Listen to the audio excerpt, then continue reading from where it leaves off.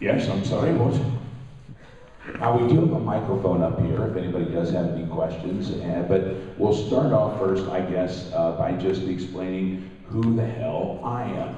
My name is Wes Johnson. Thank you very much. You either already know that or you have no place else to go. Great to have all of you here. You are indeed the MAGFest survivors. To be able to be here this morning, to have gone through so many days. How many of you have had sleep at all? A couple. It's only this side of the room. This is the non-sleeping side of the room. This is the somewhat sleeping side of the room. Well, I've had a little bit of sleep, had to because of the voice, but I did attend one of the legendary private parties with Jon St. on Friday, Saturday night, and I am now under a non-disclosure agreement about that very party, so you'll have to wait for the YouTube videos. I'm sure will be showing up at any time. So let me explain a bit. I do video game voiceovers. That's the main reason that I'm here. But I act in some films. I am the announcer for the very soon to be playing Washington.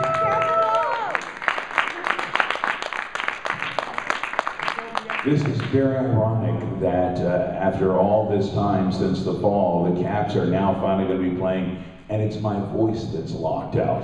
So hopefully I'll be able to heal that back up. I've got a little green tea and some honey. Here's to you. Button your eye, everybody. Button your eye. I have all sorts of these MAGFest money things, and we'll be tossing these out all day. In fact, the first person who can get up here and give me one role I've played, one role, any role, hint on the screen. I have a prize from Think Geek for you. Lucy LeChance? Lucy LeChance, thank you very much, sir. Step on up. Take your light switch, bitches. We got, this is great, these light switches, you can put them on the wall. I've got a few to give away. Stick it right where the light switch used to be. Ladies and gentlemen, please welcome Jon St.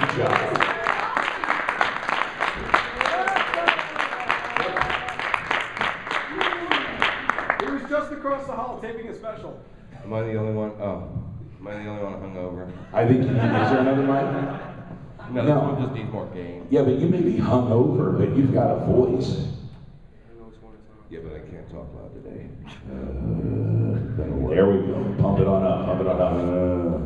Ladies and gentlemen, this is Mr. MAGFest. If you come to MAGFest and you don't hang out with Jon St. you have not been to MAGFest. And this MAGFest, by the way, was epic. Yeah. I tell you, good times, good times. Well, I was just talking about the party that I had to sign the non-disclosure agreement for on Saturday morning, Friday night. That was awesome. So, should we do a little something here? Do you want to do this first? Well, I have to do the Child Play Charity album. So let's do this right now. All right. But I put you first. I put you before the children. Is that twisted? No, that's fucked up. You put me before the children? That's wonderful. Is he still working? There's something not right about it. Hello? My switch is on. Yeah, it's just a shitty mic. Give me that 58. Yeah, switch out from the shitty mic to the less shitty mic. And? How many people here are fans of Star Trek? Yeah? Now I want to know by separation, who here believes that much in the original series? How about a little high end? Star Trek, the original series. The very top blue knob. How many people here are next generation fans? Up, check, there. We're pretty much evenly split here between the original series and the next generation. So, I have been known to do a little Captain James T. Kirk of the Starship Enterprise, who is the actual captain. But there was a fellow who followed me, came out of the closet actually. I don't appreciate you using terms like coming out of the closet. It's true, with your hair. Captains are supposed to hide their balls. It's part of Starfleet regulations, and yet you flaunt Your orb. I took some notes, by the way, for this. He's looking up his Wikipedia. You understand that Picard is nothing without Google.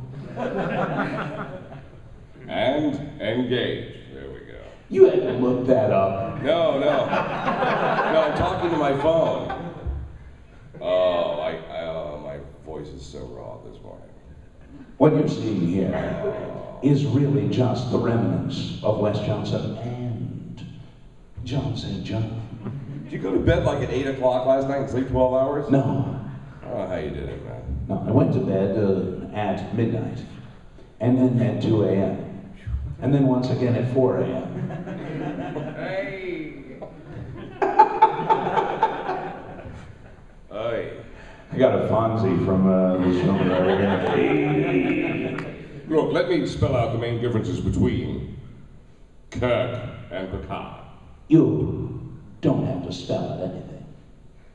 I suppose I should, though, however. Kirk being brash, Picard being contemplative.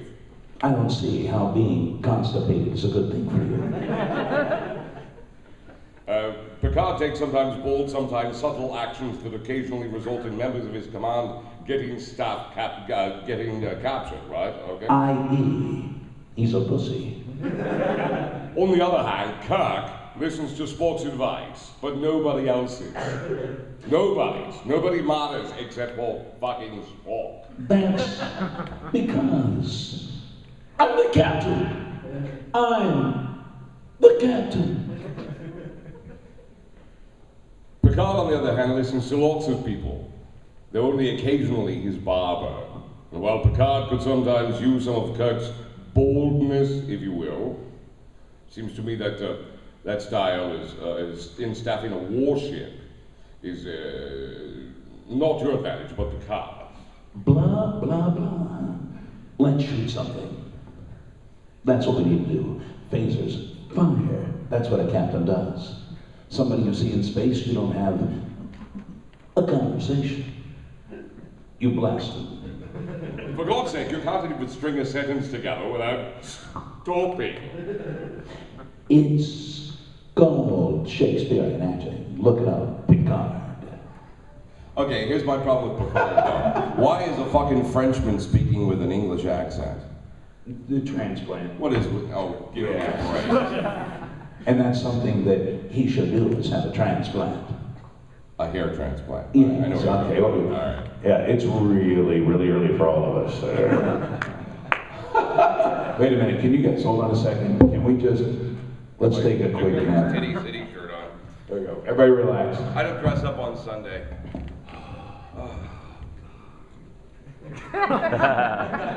Go ahead, continue without me. I'll be right here if you need me. It's fine. It's fine. Meanwhile, back on the Enterprise. Blah, blah, blah. Captain's log. MAGFest. Day 4.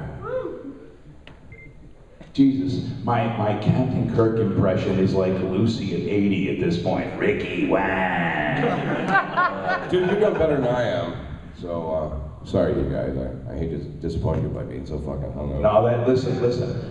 How many people here would be disappointed if Jon St. John was not hungover on day freaking 4 of MAGFest? I would. I want a clear, clean Jon St. John like he was when he first arrived. Oh, yeah, good Wait a luck with minute, that. why do you think he was a clear, clean St. John when he first I arrived? was hardly clean when I got here. Probably came in with a .08. Were any of you responsible for getting me drinking last night? No, but you missed my party on Friday. Oh, no. On Friday? Wait a minute, that was Friday. Yeah. Friday night, Friday morning. No, Friday before his panel. He was supposed to show up. Oh, wow. I'm really sorry.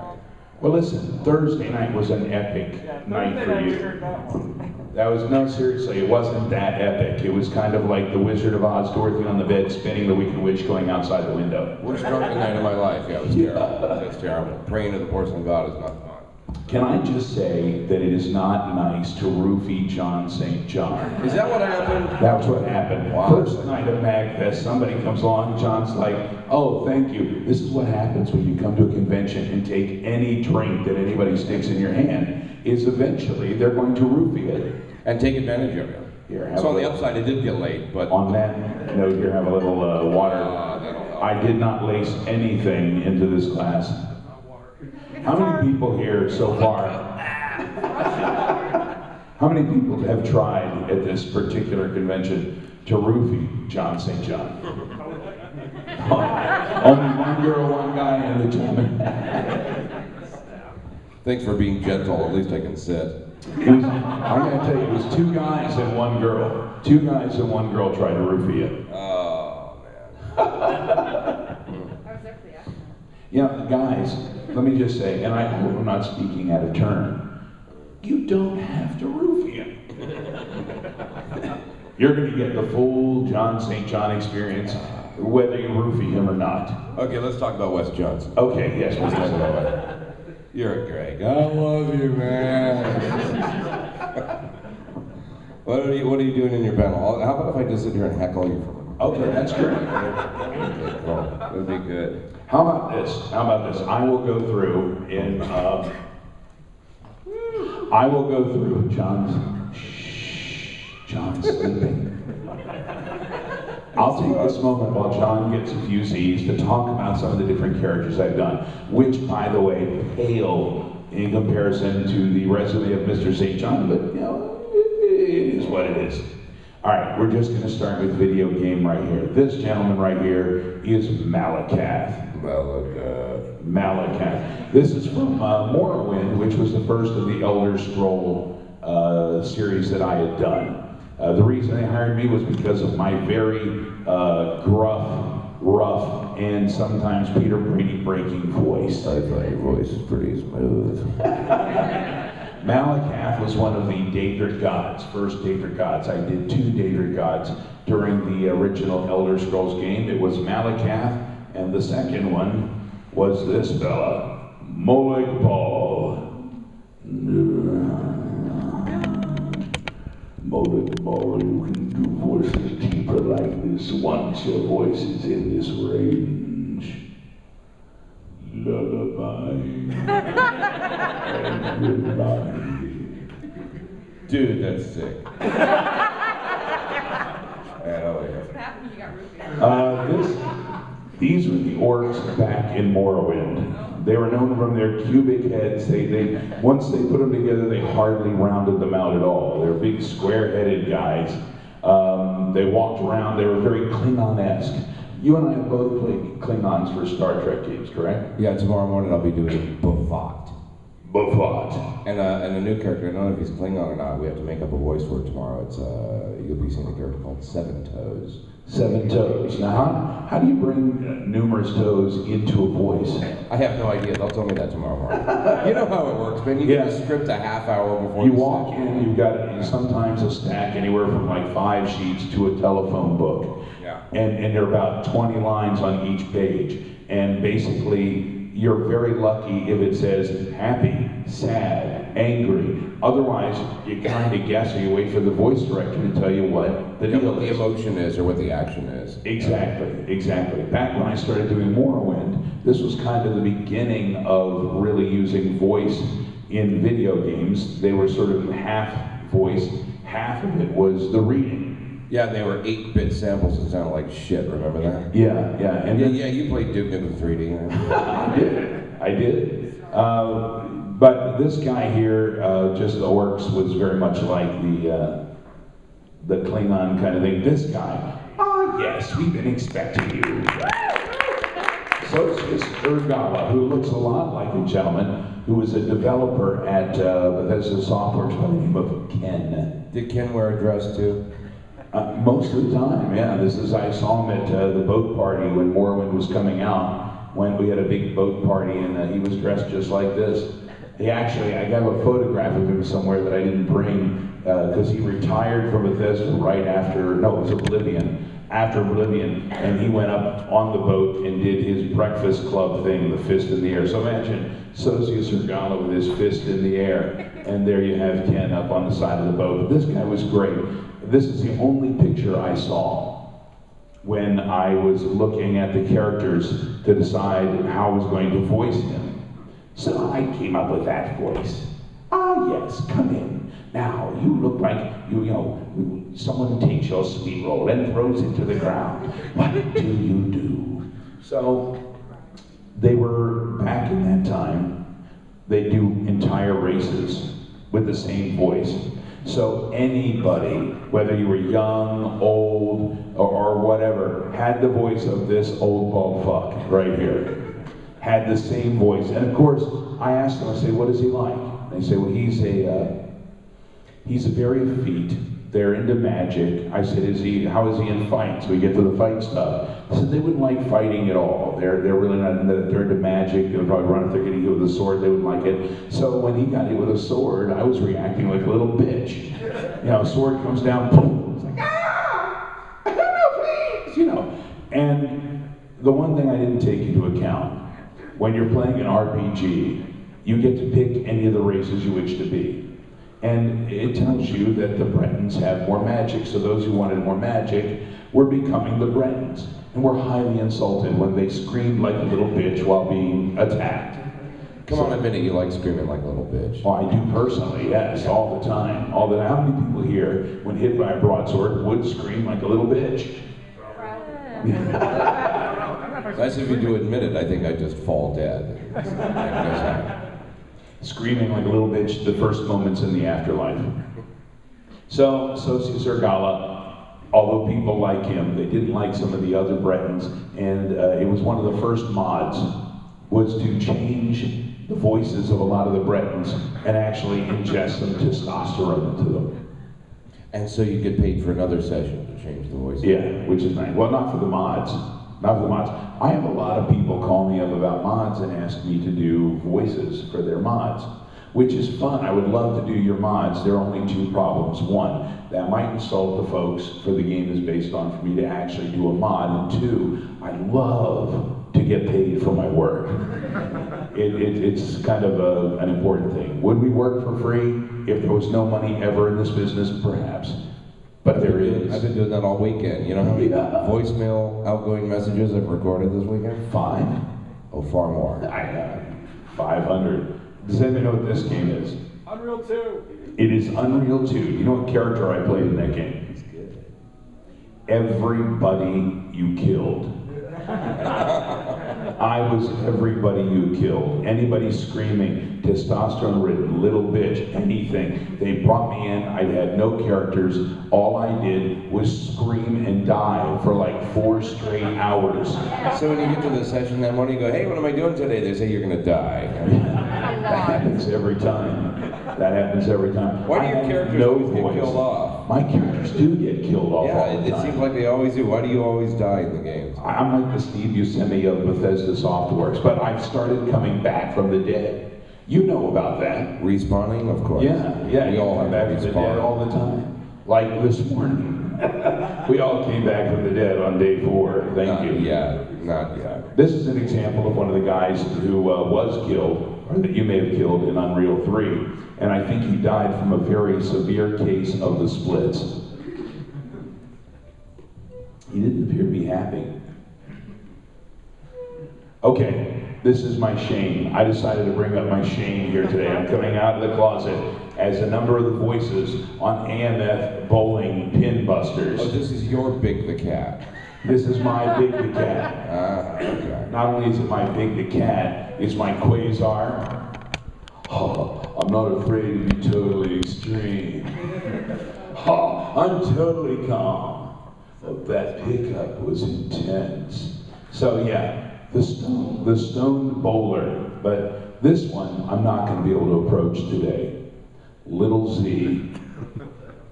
This is in the high end of my range. He's a 14-year-old Hispanic boy. You don't do 14-year-old Hispanic boys. Let me tell you, I don't do 14-year-olds. I I don't. I think the other voice actors here who do. And I certainly won't be able to do them today, but is there anybody who can get their voice high and do a Hispanic voiceover? If you can do that, if you can give an impression of a little boy with a Hispanic accent and do it on this microphone, I'll give you one of the power-up light switches. Anybody? You would deserve it if you could. All right, here we go. Yeah. In life, you are either the ball or the pins. Holy shit. If they had heard you, I wouldn't have even had the job. Switch on. I actually had one other character which I could not find a picture of because I think they burned every one of them off of the internet somehow. But I was the black rapper Big Money. And you can't find him anywhere. Somehow I just can't imagine you rapping at all, Wes. Christmas, look at me every year. This one, Hammer and Sickle, you talked about this the other day, looping. These came from Russia. These were Russian games that came over. And this one, Night Watch, which was a great movie and turned out to be a movie in the United States as well. The Russian version is much better. However, the Russian game was pretty cool. What voices did I play in it? I don't know. Additional characters. There you go, cheers. I do a lot of additional characters. Let's see. Now, let's move on. This one. Now we're moving on to Meanville. Halt, criminal scum. No one gets away with that in my city. Your stolen goods are forfeit. He's somewhat in my range still. But, I mean, how many places, when I saw this, when my voice showed up that somebody had put it on a My Little Pony cartoon, I knew that it was, moving on time. The Imperial Guard, people love him and they hate him. They like being arrested by him, they like fighting him. My kids, I could hear them in the back room. My kids would be playing this game day and night, day and night. In the back room, I'd hear, "Oh, criminal scum!" I'm like, and my kids are chopping me to bits with a broadsword. And digging every minute of it. Every part of it, it's like, you restrict them. Okay, that's it. You're not going out. You're on restriction. Next thing you hear, so they can kill Dad. Wait. So if you punished your sons for anything, the next thing you know, they're in the room chopping you up through this. Exactly. Murdering Dad. And it could be worse. If the Hernandez brothers' father had done video games, he might still be alive today. So, too soon? But I love this guy. One of the reasons I love this guy is because the Imperial Guard, being one of the main races, and everything was races in Oblivion to begin with, meant that I had about 8 sessions of work, which I love. The day that they start bringing residuals into games, I don't care how many sessions I have. But in the meantime, it's all about the session work. I don't think that's ever going to happen. You know why it costs so many millions of dollars to make Hollywood movies? It's not just the catering expenses. Yeah. The actors get paid over and over and over and over and over again. And video games, the voiceovers have just been unionized in the last, year and a half to 2 years? Yeah. They're never going to let it happen. We'll try. Would you not like? I'll be dead by then. Wouldn't you like to get residuals on every fucking game that ever been made? I'd like to get money for some of the merch, but that's not going to happen. We'd be up here sitting back in Barca loungers, paying someone else to talk for us. That's what we'd just be drinking. I could finally get rid of that 1972 Chevy Nova I'm driving and get like a real car. Move out of that 2-bedroom apartment and get a house. This is the arena. How many people have battled in the arena? Good citizens of the city of Cyrodiil. So, I am the announcer, as I mentioned before, of the Washington Capitals. And I used to do the Washington Bullets and the Washington Wizards after they switched. You get really good seats for all of these things. I'm sitting right in the penalty box, baby, right there, center ice. You suck. Full-grown men slamming into the glass right in front of me, like hats hitting the screen door. What's that? You see all the snot and blood on the glass, right? Snot, blood, piss, every fluid imaginable, it's all there. Used to be worse before they started cleaning the outfits for MRSA. Yeah, it's a little fresher these days. But when I started doing this, Mark Lampert, who is the director, the voice director over at Bethesda Softworks, he said, why don't you do what you do as the announcer, but put it on steroids for Gladiators? So I did put it on steroids. I pumped it up, I went over the top, but a funny thing happened. When I went back to do the voice for the Capitals, I started adding a little bit of what I was doing here to the Caps. And it changed the way I did voiceovers for the Caps, the way I presented. I mean, I always was like a fan in there, cheering on the game and getting into it, you know? But once I started adding this, it became a whole different level. And oh, so now you kill the person next to you literally during the game when you're really excited? I unleash the fury, baby. The interesting thing is, like the Pittsburgh Penguins. The Pittsburgh Penguins hated me for years. Would come down here, they'd mock me, you're an announcer with this big over-the-top voice and all this and that. But the moment that they switched announcers, their announcer was an old school guy, great guy, passed away. But then they had to audition people and bring them in. What do? They got a me impersonator, which is okay. Because when I first got into the business, I was just impersonating the guy who did it before. That's the thing about impersonations and doing anything. When you first started radio, you're doing an impression of the people that you grew up listening to on radio. And it's only through working your craft that you eventually start to develop who you are and your own stuff and your own sound, right? Yeah.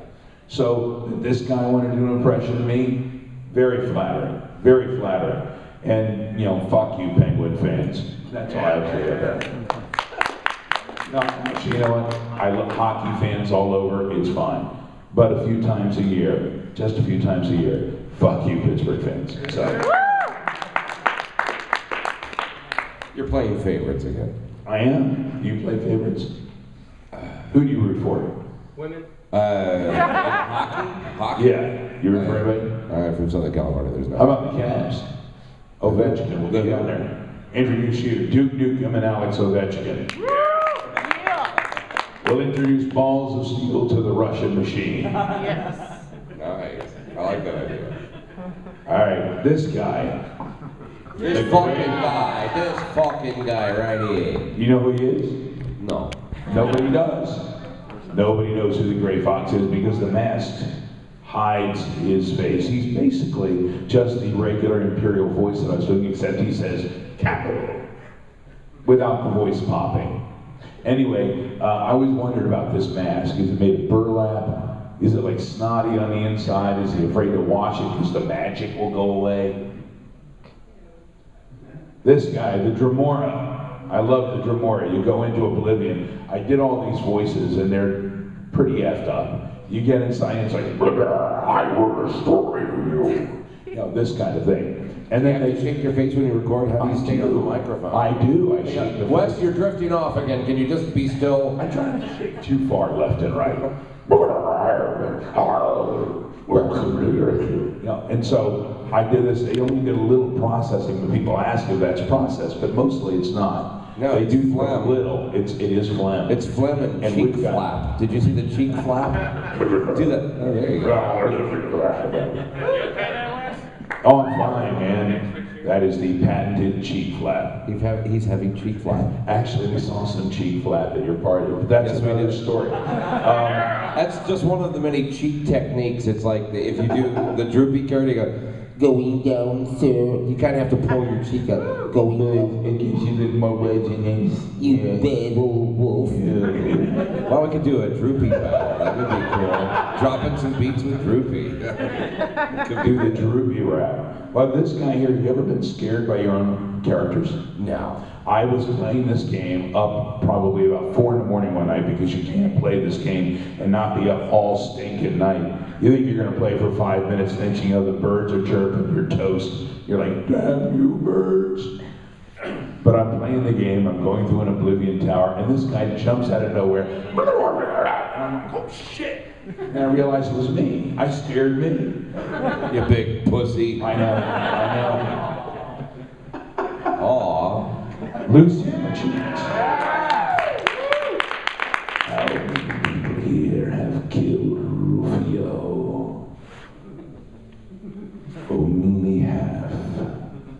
That means Rufio is still alive. Take this blade of woe and cut off his ball sack.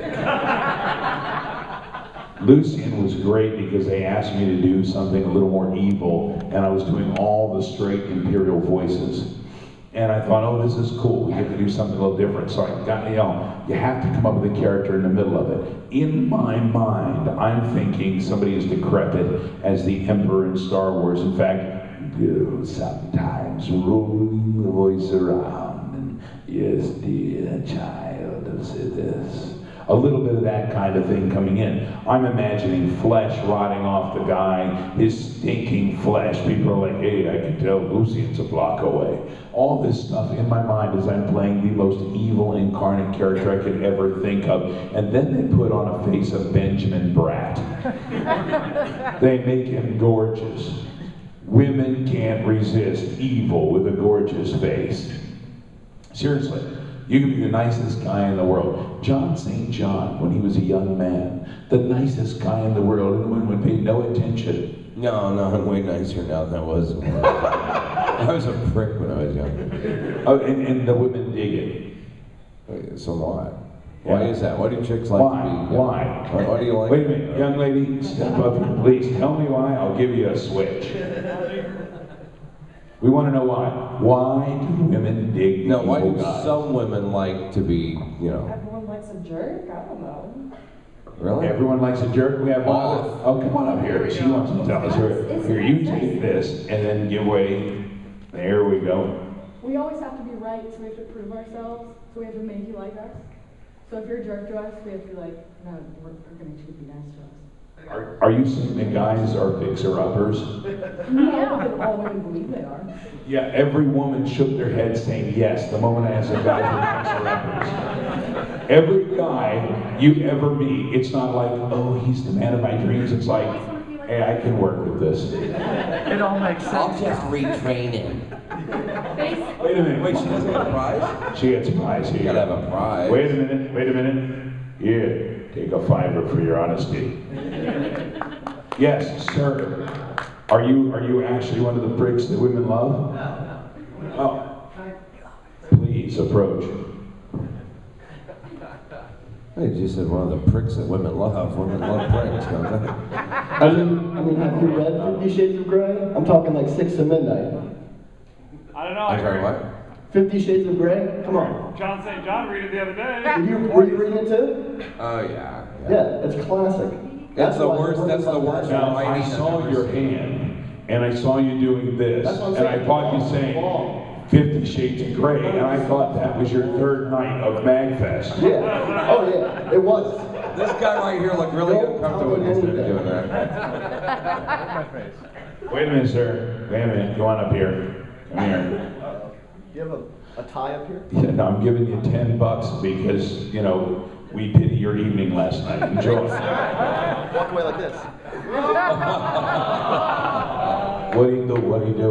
Hey, at least he wasn't alone in his room with 50 Shades of Grey jerking off or something. That's what he said he was doing. That's you mean you were doing that? Really? I don't really remember too much of last night.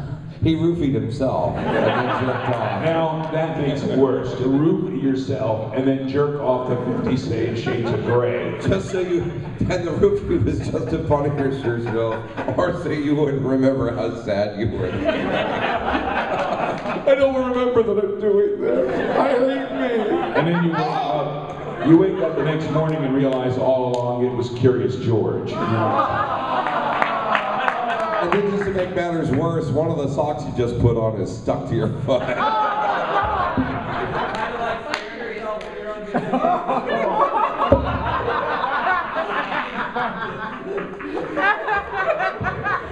Say it again so you can hear it.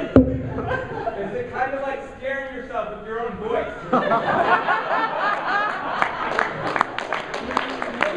It takes more than that to get me off, sir. He was making fun of you, man. Making fun of you, shit. It's not as if it's an easy target or anything. Now see this? I do Lucian. I didn't know you were into gay porn. Yeah. I wasn't until I became Lucian LeChance. And the next thing you know, Deviant art is full of these photos of Lucy and LeChance everywhere. Not only that, there's like fan fiction. How much Duke Nukem fan fiction have you had to deal with? A lot. Yeah? People send you photographs of Duke Nukem and think, you know what? When he gets it, he's gonna love this. That reminds me of a picture some artist sent me a few years ago. Duke Nukem naked and he didn't have a dick. He had a vagina. Yeah, this is just the poison apple of his loins, you know, so. And, nice rack. And this one here, you know,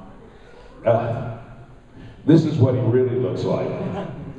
This is what I found out. I recorded all of my dialogue and just finished it with Lucy LeChance. And then I'm playing the game and find out that the reason the dialogue stopped is because they hung him upside down and carved off his nibbly bits and replaced him with a Lucy and LeChance impersonator.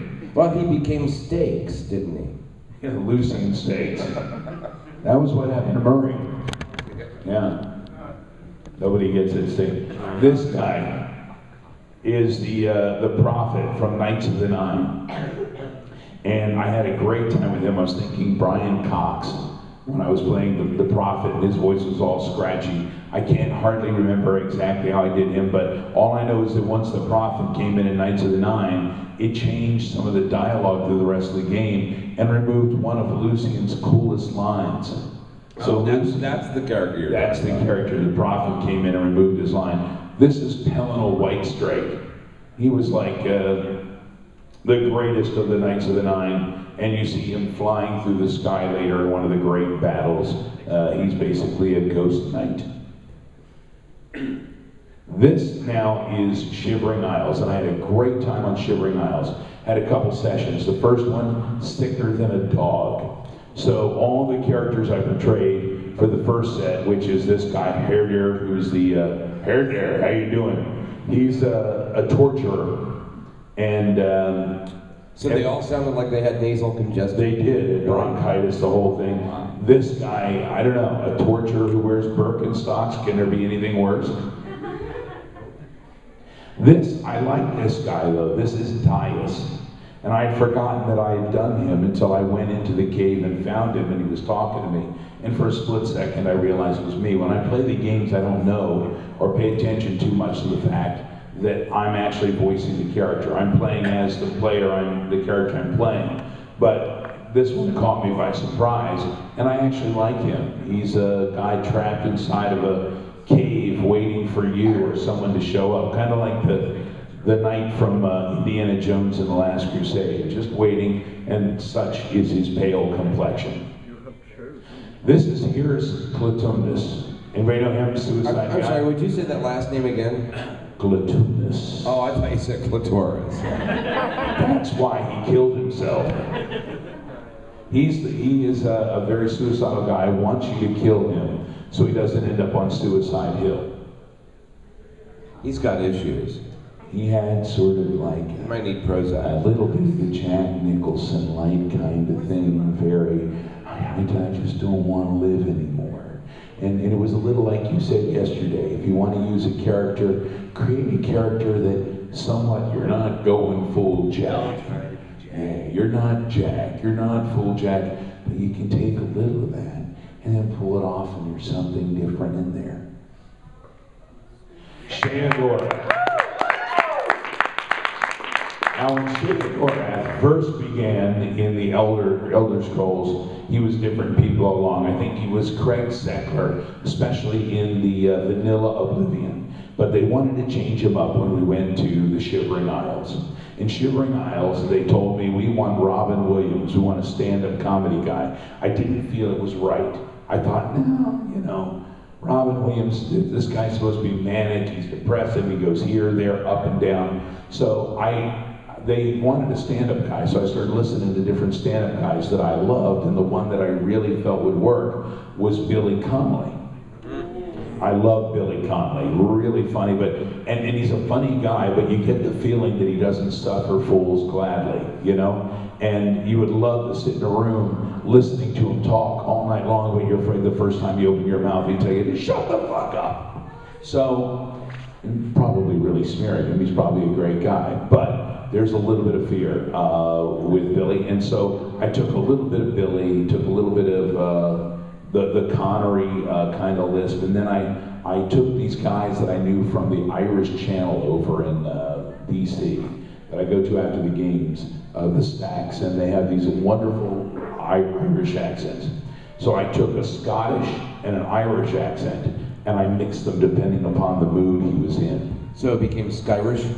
It did become Skyrish, for Skyrim. That's well, actually Skyrim's later, different thing, oh well. It was close to the best example or explanation of it I could give. But the funny thing was, after this game first came out, listening to people over in Europe going, where the fuck is this guy from? His accent is all over the place, but intentionally, I went with two different accents and mixed it because he isn't Scottish, he's not from Europe, he's in the Shivering Isles, he's both demented and he's manic, and I want to have fun with him, and I even took the accent completely off whenever he got really quiet. Care to donate for the brain pie. If you listen, there's a few moments where he has no accent. People say, why does Shea Gorth have an accent? Because he wants one. That's all there is to it. He's the daedric god of madness, and he can do anything he wants, and usually does. I love some of the fan art from Shea Gorth too. This is great. Found this one on DeviantArt. It's one of the ones I really enjoyed. Cheese seems to be a central theme for Shea Gorth. He had one line where he was like, cheese for everyone. Wait. Strike that. No cheese. Which is just as good a celebration if you don't like cheese. And the next thing you know, cheese is the motif. He's got cheese wallpaper. He probably has like cheese underoos, cheese bedspreads. Actually, I think that's something that's going around for housekeeping tonight after the 4th day of MAGFest. A lot of fermented cheese on the sheets. Oh, come on. Listen, we can take this farther. I blame Colonel Lucas.